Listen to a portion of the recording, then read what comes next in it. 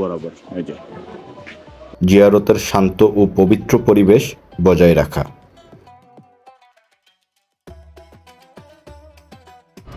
আসসালামু আলাইকুম ভিউয়ার্স, সুজনের সুযোগীতে আবারও আপনাদেরকে স্বাগতম। এখন আজকে আমাদের সিএনজি হচ্ছে এটা, আর সিএনজির যে ভাই উনি আমাদের পূর্বে পরিচিত, এসে আমাদের হোটেলের সামনে ওনাকে পেয়ে গেলাম। এই যে দেখতে পাচ্ছেন রকিব ভাই, ওনাকে ফোন দিব এমন সময় উনি আমাদের সামনে এসে হাজির। বাংলাদেশের উত্তর পূর্বাঞ্চলের অপরূপ সৌন্দর্যের শহর সিলেট। পাহাড়, নদী, চা বাগান আর আধ্যাত্মিক ঐতিহ্যের এক অনন্য মিলনস্থল এই জনপদ। সিলেটের ইতিহাসে যে কয়েকজন মহান ইসলামী সাধকের নাম শ্রদ্ধার সঙ্গে উচ্চারিত হয়, তাদের মধ্যে অন্যতম হচ্ছে হজরত শাহপরান রহমতুল্লাহি আলাইহি। প্রতিদিন হাজার হাজার মানুষ তার মাজার জিয়ারত করতে এখানে আসেন। কেউ মানত দিয়ে, কেউ দোয়ার আশায়, আবার কেউ ইতিহাস জানার আগ্রহে। আজকের ডকুমেন্টারিতে আমরা জানব হজরত শাহপরান রহমতুল্লাহি আলাইহি কে ছিলেন, কিভাবে তিনি সিলেট আসেন, কিভাবে ইসলাম প্রচার করেন এবং কেন আজ কোটি মানুষের হৃদয়ে তিনি শ্রদ্ধার আসনে অধিষ্ঠিত। হজরত শাহপরান রহমতুল্লাহি আলাইহি ছিলেন মহান সুফি সাধক এবং ইসলাম প্রচারক। তিনি ছিলেন হজরত শাহজালাল রহমতুল্লাহি আলাইহি এর বাগ্নে এবং তার অন্যতম প্রিয় শিষ্য। ছোটবেলা থেকেই তিনি ধর্মীয় শিক্ষা, আত্মশুদ্ধি এবং মানব সেবার প্রতি তার গভীর আগ্রহ ছিল। ইসলামের জ্ঞান অর্জনের পাশাপাশি মানুষের চরিত্র গঠন ও নৈতিক শিক্ষা লাভ করেন। পরবর্তীতে তিনি তার মামা শাহজালাল রহমতুল্লাহি আলাইহি এর সঙ্গে বাংলায় ইসলামের প্রচারের উদ্দেশ্যে যাত্রা করেন। চতুর্দশ শতাব্দীতে হজরত শাহজালাল রহমতুল্লাহি আলাইহি এর নেতৃত্বে বহু সুফি সাধক সিলেটে আগমন করেন। হজরত শাহপরান রহমতুল্লাহি আলাইহি তাদের মধ্যে অন্যতম। সে সময় সিলেটে ইসলাম প্রচার, মানব সেবা এবং ন্যায় বিচার প্রতিষ্ঠার জন্য তারা নিরলসভাবে কাজ করেন।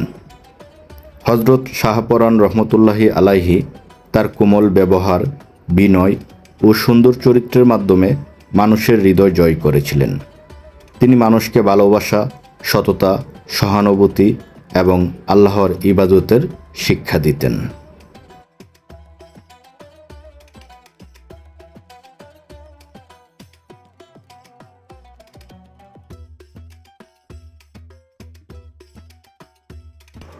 হজরত শাহপরান রহমতুল্লাহি আলাইহি এর মাজার শরীফটি বর্তমানে সিলেট শহর থেকে কয়েক কিলোমিটার দূরে পাহাড় ঘেরা মনোরম পরিবেশে অবস্থিত। প্রতিদিন দেশের বিভিন্ন জেলা থেকে অসংখ্য মানুষ এখানে আসেন। হজরত শাহপরান রহমতুল্লাহি আলাইহি মানুষের মাঝে ইসলামের প্রকৃত শিক্ষা ছড়িয়ে দিয়েছেন। তিনি কখনো জোর করে কাউকে ধর্মগ্রহণে আহ্বান করেননি, বরং তার সুন্দর আচরণ, সততা, দয়া ও মানব সেবাই ছিল ইসলাম প্রচারের সবচেয়ে বড় মাধ্যম। হজরত শাহপরান রহমতুল্লাহি আলাইহি এর মাজার প্রাঙ্গণে একটি শান্ত ও পরিচ্ছন্ন পুকুর রয়েছে, যা মাজারের পরিবেশকে আরও মনোরম করে তুলেছে। প্রতিদিন অসংখ্য দর্শনার্থী এই পুকুর পাশ দিয়ে হেঁটে মাজার জিয়ারত করতে যান এবং কিছুক্ষণ নিরিবিলি সময় কাটান। স্থানীয়ভাবে এই পুকুরকে ঘিরে নানা জনশ্রুতি থাকলেও এর সঙ্গে সম্পর্কিত অলৌকিক কোনো ঘটনার নির্ভরযোগ্য ঐতিহাসিক প্রমাণ পাওয়া যায়নি। তাই এসব গল্পকে ইতিহাসের তথ্য হিসেবে নয়, বরং লোকমুখে প্রচলিত বিশ্বাস হিসেবে দেখা উচিত।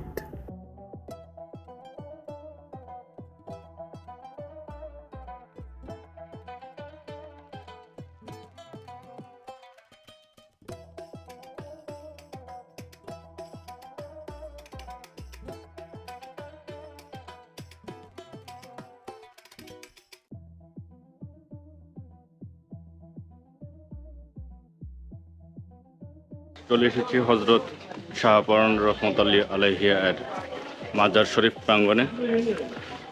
প্রথমেই হাতের ডান পাশে দেখতে পাচ্ছেন, এখানে আপনার জুতা রেখে যেতে পারেন। তারপরে আপনার এই পাশটাতে রয়েছে মহিলাদের ইবাদতখানা। তাছাড়াও গদিঘর দেখতে পাচ্ছেন, ওই পাশে গদিঘর রয়েছে। আর হজরত শাহপরান রহমতুল্লাহি আলাইহি এর মাজারটা হচ্ছে আপনার ঠিক এটার উপরে। মাজারের ভিতরে ভিডিও করা নিষেধ, তারপরে সিচুয়েশনের উপরে বাকিটা ডিপেন্ড করবে। যদি কারো অনুমতি পাওয়া যায় সেক্ষেত্রে আমরা ভিডিও করব। আর ওই যে ওই পাশটা দেখতে পাচ্ছেন, ওটা হচ্ছে আপনার জামি মসজিদ। ঠিক এই যে আমার হাতের আঙ্গুল বরাবর, এই যে এটা হচ্ছে আপনার কেন্দ্রীয় জামি মসজিদ।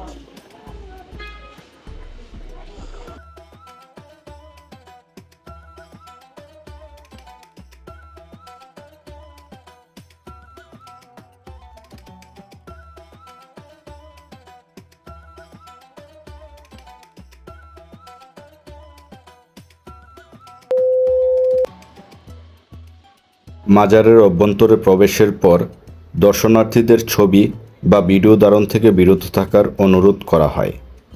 মাজার কর্তৃপক্ষের এই নিয়মের উদ্দেশ্য হল জিয়ারতের শান্ত ও পবিত্র পরিবেশ বজায় রাখা এবং আগত ভক্তদের ইবাদত ও দোয়ায় যেন কোনো বিঘ্ন না ঘটে।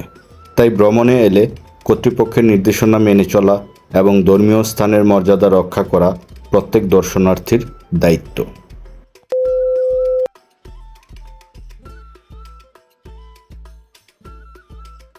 হজরত শাহপরান রহমতুল্লাহি আলাইহি এর মাজার কমপ্লেক্সের ভেতরে অবস্থিত মসজিদটি দর্শনার্থীদের জন্য একটি গুরুত্বপূর্ণ ইবাদতের স্থান। প্রতিদিন এখানে স্থানীয় মুসল্লিদের পাশাপাশি দূর দূরান্ত থেকে আসা ভক্ত ও দর্শনার্থীরা 5 ওয়াক্ত নামাজ আদায় করেন।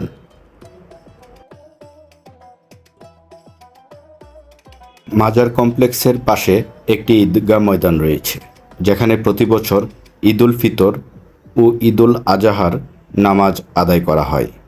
ঈদের দিন ভোর থেকেই আশেপাশের এলাকার মুসল্লি ও দূর দূরান্ত থেকে আসা মানুষ এখানে সমবেত হন।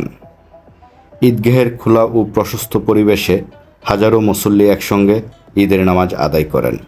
নামাজ শেষে সবাই একে অপরের সঙ্গে কোলাকুলি শুভেচ্ছা বিনিময় করেন, যা ভ্রাতৃত্ব, সম্প্রীতি ও সৌহার্দ্যের এক সুন্দর দৃশ্য সৃষ্টি করে।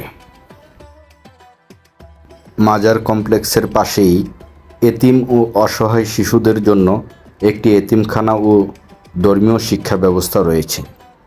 এখানে শিশুদের থাকা, মৌলিক শিক্ষা, কোরআন শিক্ষা এবং নৈতিক মূল্যবোধ গড়ে তোলার চেষ্টা করা হয়।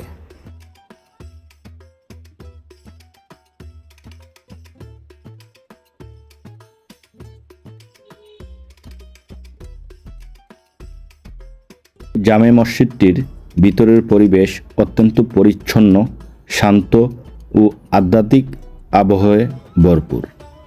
নামাজের সময় মুসল্লিদের কাতারে স্থানীয় বাসিন্দা ও ভ্রমণকারীদের একসঙ্গে ইবাদত করতে দেখা যায়, যা ইসলামের ভ্রাতৃত্ববোধের এক সুন্দর প্রতিচ্ছবি।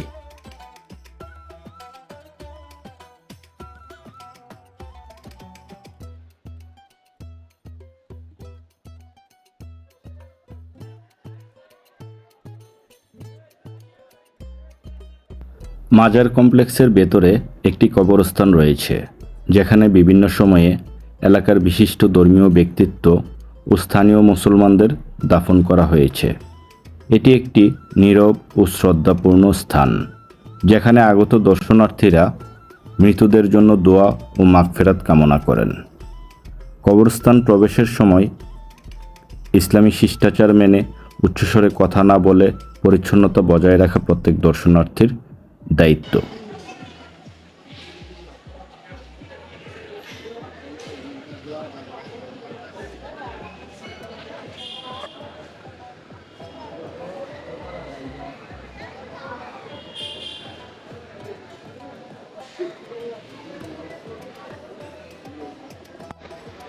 তো ভিউয়ার্স, মাজার শরীফ থেকে বের হয়ে যাচ্ছি।